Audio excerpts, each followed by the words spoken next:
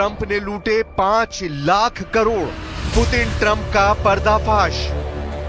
3 साल से ज्यादा की रूस यूक्रेन जंग में हालात अब ऐसे हो चुके हैं कि राष्ट्रपति जेलेंस्की ना तो यूक्रेन को पुतिन से बचा पा रहे हैं और ना ही अमेरिका के राष्ट्रपति डोनाल्ड ट्रंप से यूक्रेन के दुर्लभ खनिजों को बचा पा रहे हैं। पिछले 48 घंटों में राष्ट्रपति ट्रंप ने जो संकेत दिए हैं उससे साफ हो चुका है कि अमेरिका यूक्रेन की तबाही पर अब आंखें मूंद चुका है। ट्रंप ने एक तरह से पुतिन की जीत पर मोहर लगा दी है और ट्रंप इस वक्त सिर्फ एक मिशन पर काम कर रहे हैं। यूक्रेन युद्ध में लगा अमेरिका का 5 लाख करोड़ रुपए यूक्रेन से कैसे वसूले जाएं। हम आपको दिखाने जा रहे हैं कि एक तरफ रूसी सेना ने यूक्रेन पर भीषण हमले शुरू कर दिए हैं, तो वहीं दूसरी तरफ खबरों के मुताबिक राष्ट्रपति जेलेंस्की के अमेरिका दौरे से पहले ट्रंप ने यूक्रेन को बर्बाद करने की पूरी डील फाइनल कर ली है। 50% खनिज, 50% यूक्रेन पर कब्जा। वॉशिंगटन भागे जेलेंस्की।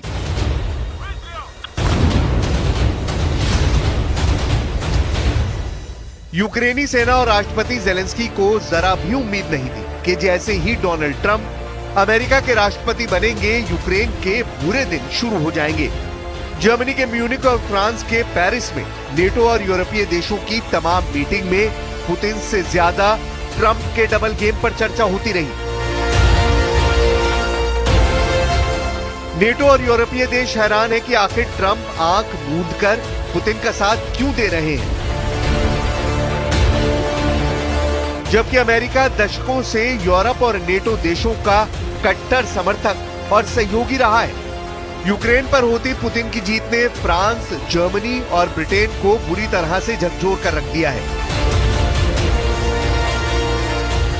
ऐसे में सवाल उठता है कि जब 28 फरवरी को राष्ट्रपति जेलेंस्की वॉशिंगटन में ट्रंप से मुलाकात करेंगे तो ऐसे वक्त में जेलेंस्की ट्रंप के साथ क्या डील कर सकते हैं, जरा देखिए।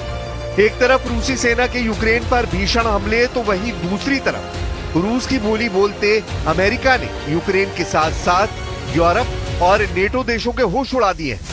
अब ऐसा लगने लगा है कि यूक्रेन के राष्ट्रपति जेलेंस्की दो तरफा दबाव को झेल नहीं पा रहे हैं और अब मजबूरी में ट्रंप के सामने एक तरह से सरेंडर करने जा रहे हैं। पश्चिमी मीडिया के दावों के मुताबिक राष्ट्रपति जेलेंस्की 28 फरवरी दिन शुक्रवार को अमेरिका की राजधानी वॉशिंगटन डीसी में राष्ट्रपति ट्रंप के साथ मीटिंग करने जा रहे हैं।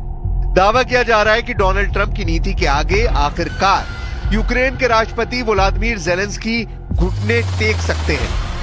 खबरों के मुताबिक यूक्रेन ने अमेरिका के साथ खनिज सौदे यानी दुर्लभ खनिजों से जुड़े सौदे पर सहमति जता दी है। इस सौदे की कीमत $500 बिलियन बताई जा रही है, जिसे रूस के साथ युद्ध समाप्त करने की वार्ता से पहले यूक्रेन द्वारा अमेरिका को अपने पक्ष में लाने के तरीके के रूप में देखा जा रहा है। कुछ दिन पहले ही राष्ट्रपति ट्रंप ने जेलेंस्की को तानाशाह बताया था। अमेरिका के द्वारा लगातार यूक्रेन पर खनिज समझौते का दबाव बनाया जा रहा है, जिसे मानने से जेलेंस्की इनकार कर रहे थे। हालांकि अब इस दबाव के आगे यूक्रेन के राष्ट्रपति झुक गए हैं। द सन की रिपोर्ट के मुताबिक शुक्रवार को जेलेंस्की व्हाइट हाउस का दौरा करने वाले हैं। I hear that he's coming on Friday. Certainly it's okay with me if he'd like to, and he would like to sign it together with me, and I understand that's a big deal, very big deal.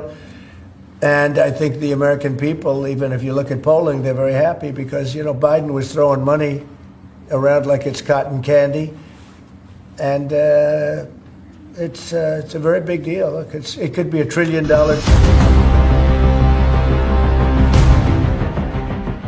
इधर दूसरी तरफ NATO सेनाएं रूस के मुकाबले के लिए जोर शोर से तैयारियां कर रही हैं। दावों के मुताबिक जब से यूरोप और नेटो देशों को एहसास हुआ है कि ट्रंप किसी भी कीमत पर अब रूस के खिलाफ सख्त कदम नहीं उठाएंगे, उसके बाद से यूरोपीय देशों ने अपने दम पर नया मोर्चा खोल दिया है।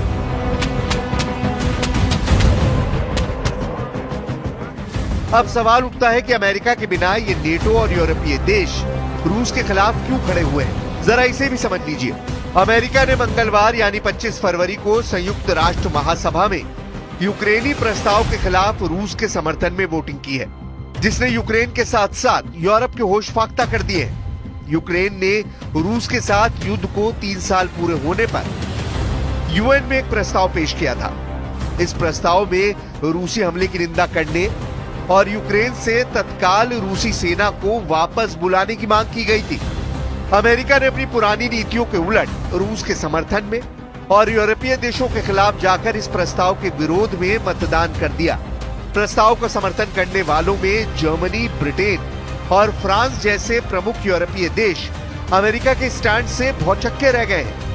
अमेरिका ने भी यूएन में 3 पैराग्राफ का प्रस्ताव पेश किया। इसमें ना तो रूसी हमले का जिक्र था और ना ही किसी तरह की निंदा की गई।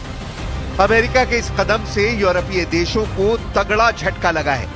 यहां तक कि रूस की तरफ से प्रवक्ता दिमित्री पेस्कोव से ट्रंप की उस टिप्पणी का भी खंडन कर दिया है जिसमें यूक्रेन में यूरोपियन संघ की सेना तैनात करने की बात कही गई थी। यानी पुतिन का रूस जंग के मैदान से लेकर जंग की डील दोनों ही मोर्चों पर भारी पड़ रहा है, जिसे नेटो देश बर्दाश्त नहीं कर पा रहे। इन्हीं हालात को देखकर ज़ेलेंस्की ने खुफिया इनपुट के आधार पर दावा किया है कि रूस हर हाल में नेटो देशों पर हमला करने जा रहा है, जिसके लिए रूस ने उत्तर कोरिया के साथ मिलकर 1.5 लाख सैनिकों की स्पेशल फोर्स तैयार कर ली है।